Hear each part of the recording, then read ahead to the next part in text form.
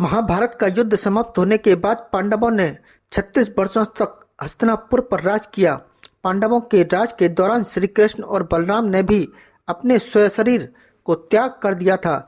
यह सब देखकर पांडवों और द्रौपदी ने भी अपने शरीर के साथ स्वर्ग जाने का निर्णय लिया। पांचों पांडव और द्रौपदी स्वर्ग जाने को तैयार हो गए, लेकिन इनमें से सभी स्वर्ग नहीं पहुंचे। पांचों पांडवों में से केवल युधिष्ठिर ही स्वर्ग पहुंच पाए। वहां उन्होंने देखा कि दुर्योधन पहले से ही स्वर्ग में मौजूद था। ऐसे में सवाल यह उठता है कि पांच पांडव हमेशा धर्म के रास्ते पर चले, फिर भी उनको स्वर्ग नसीब क्यों नहीं हुआ। इन सब सवालों का जवाब जानने के लिए देखते रहिए हमारे वीडियो को। वीडियो में और भी बहुत कुछ है, इसलिए ऐसी ही जानकारी के लिए हमारे चैनल को सब्सक्राइब करना ना भूलें और वीडियो को लाइक जरूर कर दें। तो मित्रों, बताते हैं कि ऐसा क्या रहस्य था कि पांचों पांडवों में से युधिष्ठिर ही स्वर्ग पहुंच पाए। यह तो आप जानते ही होंगे कि 18 दिनों तक चला महाभारत का युद्ध दुर्योधन की मौत के बाद खत्म हो गया। यह युद्ध इतिहास का सबसे बड़ा युद्ध में से एक युद्ध माना जाता है। इस युद्ध के बाद अपने पुत्रों को खोने वाले धृतराष्ट्र और गांधारी को महल के ऐशो आराम रास नहीं आए। उन्हें महल में अकेलापन महसूस होने लगा और इसी अकेलेपन को दूर करने के लिए दोनों ने राजमहल को छोड़ दिया और अपने जीवन के अंतिम दिनों में जंगल में ही रहना पसंद किया। दूसरी तरफ भगवान श्री कृष्ण का यदुवंश भी धीरे धीरे समाप्त होने लगा और श्री कृष्ण भी एक बहेलिये के द्वारा तीर लगने के कारण अपनी लीला समाप्त करके चले गए। उस समय पांडव हस्तिनापुर पर राज कर रहे थे। पांडवों द्वारा 36 वर्ष राजसी जीवन बिताने के बाद पांडवों को यह भी एहसास हुआ कि पृथ्वी पर उनका कार्य पूरा हो गया है। युयुत्स को पूरे राज का जिम्मा छोड़ने के बाद पांडवों ने अभिमन्यु के पुत्र को नया राजा घोषित किया और महर्षि वेदव्यास से आशीर्वाद लेकर पांचों पांडव द्रौपदी के साथ अपनी स्वर्ग यात्रा के लिए चल पड़े। लेकिन स्वर्ग की यात्रा के दौरान अर्जुन ने लालच में गांडीव, धनुष और तरकश को नहीं छोड़ा।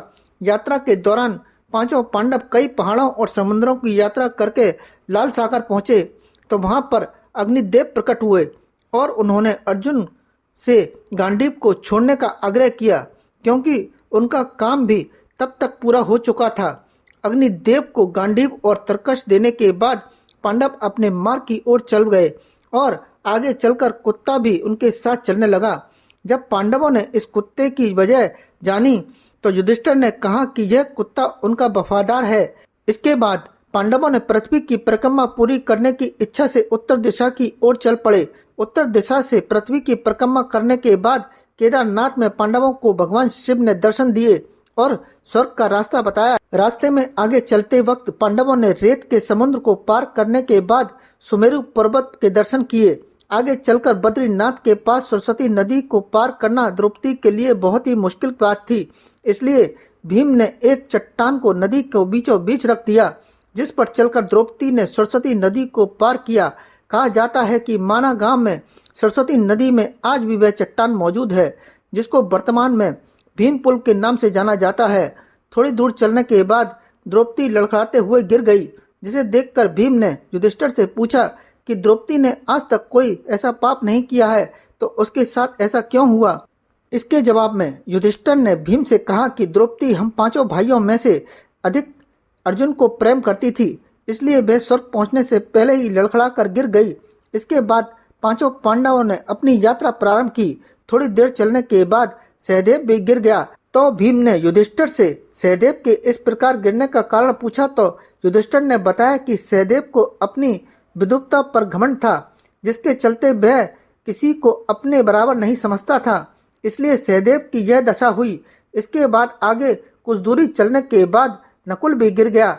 जब भीम ने इसका कारण पूछा तो युधिष्ठिर ने कहा कि नकुल को अपनी सुंदरता पर बहुत ही घमंड था, इसलिए वह भी गिर गया।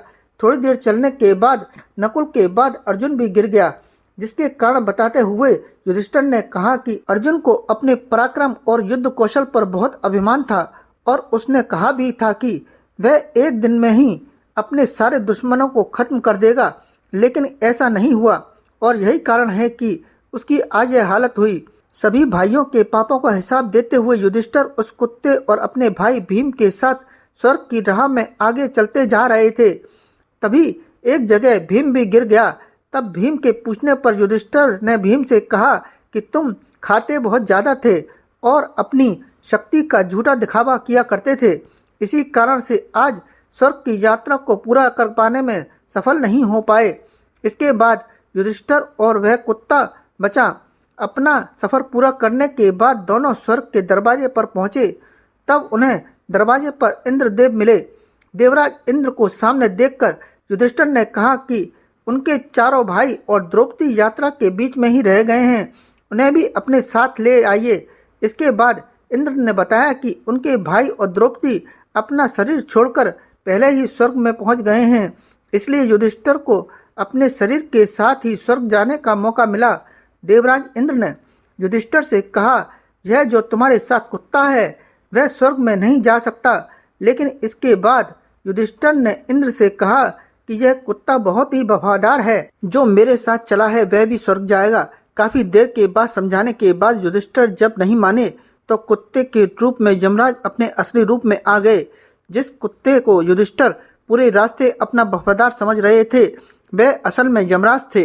युधिष्ठिर की अच्छाई और सच्चाई को देखकर यमराज बहुत खुश हुए और उन्हें आशीर्वाद देकर वहां से चले गए। इसके बाद इंद्र और युधिष्ठिर रथ में बैठकर स्वर्ग को चल दिए। जब युधिष्ठिर स्वर्ग में पहुंचे तो उन्हें काफी आश्चर्य हुआ। युधिष्ठिर ने देखा कि दुर्योधन भी दूसरे देवताओं के साथ स्वर्ग में एक दिव्य सिंहासन पर बैठा हुआ है। जब युधिष्ठिर ने इसका कारण पूछा तो उन्होंने बताया कि दुर्योधन ने भले ही झूठ और अधर्म का साथ दिया था, लेकिन अर्जुन और भीम जैसे योद्धाओं से हिचकिचाए बिना अपनी हार को सामने देखते हुए भी जिस बहादुरी से युद्ध किया, उस पराक्रम और साहस से आज उसे स्वर्ग मिला। युधिष्ठिर ने देखा कि उसके भाई द्रौपदी वहां कहीं दिखाई नहीं दे रहे हैं, तो युधिष्ठिर ने अपने भाइयों से मिलने की इच्छा जाहिर की और उनके भाई और द्रौपदी को जिस लोक में जगह मिली है उन्हें भी उसी जगह स्थान चाहिए। इसके बाद इंद्र ने एक देवदूत के साथ युधिष्ठिर को भेज दिया। देवदूत के साथ चलकर युधिष्ठिर एक ऐसे रास्ते पर पहुंचे जहां चारों तरफ अंधेरा था और चारों तरफ लाशों की कड़काने की आवाज आ रही थी। उस पर युधिष्ठिर ने पूछा कि अब इस रास्ते पर कितनी दूर और चलना है। इस पर देवदूत ने कहा कि वह असीपुत नामक एक नर्क के रास्ते पर है। देवदूत ने बताया कि देवताओं ने उसे आदेश दिया है कि जब आप चलते चलते थक जाएं तो मैं आपको वापस ले जाऊं। जैसे ही युधिष्ठिर वापस चलने को हुआ तो जोर जोर से आवाजें आने लगीं। युधिष्ठिर ने उनसे पूछा, तुम कौन हो, क्यों इतना चिल्ला रहे हो? तो उन्होंने अपना नाम नकुल, सहदेव, भीम, अर्जुन और द्रौपदी बताया। तो युधिष्ठिर ने देवदूत से कहा कि तुम चले जाओ, मैं अपने भाइयों को छोड़कर कहीं नहीं जा रहा हूँ। इस पर देवदूत ने यह सब इंद्र को बताया तो इंद्र भी वहां पर मौजूद हो गए और पूछा, युधिष्ठिर यह सब क्या है? तब इंद्र ने बताया कि तुमने अश्वत्थामा की झूठी खबर देकर धोखे से आचार्य द्रोण का वध कराया था। इसी की वजह से उन्हें थोड़े समय के लिए नर्क का समय बिताना पड़ रहा है। अब उन्हें स्वर्ग चलना है जहां उनके भाई पहले से ही वहां मौजूद हैं। इसके बाद युधिष्ठिर ने देवनगर गंगा में नहाकर मानव शरीर को छोड़कर दिव्य रूप धारण किया और उसी रूप में पहुंचे जहां उनके भाई और द्रौपदी उनका इंतजार कर रही थीं। वहीं पर युधिष्ठिर ने देखा कि वहां उनके श्री कृष्ण और भाइयों के साथ साथ द्रौपदी भी मौजूद थी। युधिष्ठिर ने देखा कि भीम वायु देवता के पास बैठे हैं, कर्ण सूर्य के समान तेज धारण किए हुए थे और नकुल, सहदेव अश्वनी कुमारों के साथ बैठे हुए थे। इंद्र ने बताया कि द्रौपदी का जन्म लक्ष्मी के अंश से हुआ था। अपनों को स्वर्ग में देखकर युधिष्ठिर बहुत खुश हुए। मित्रों, वीडियो यहीं समाप्त करते हैं। वीडियो में दी गई जानकारी आपको अगर पसंद आई हो तो चैनल को सब्सक्राइब करना ना भूलें और वीडियो को लाइक कर दें। राधे राधे।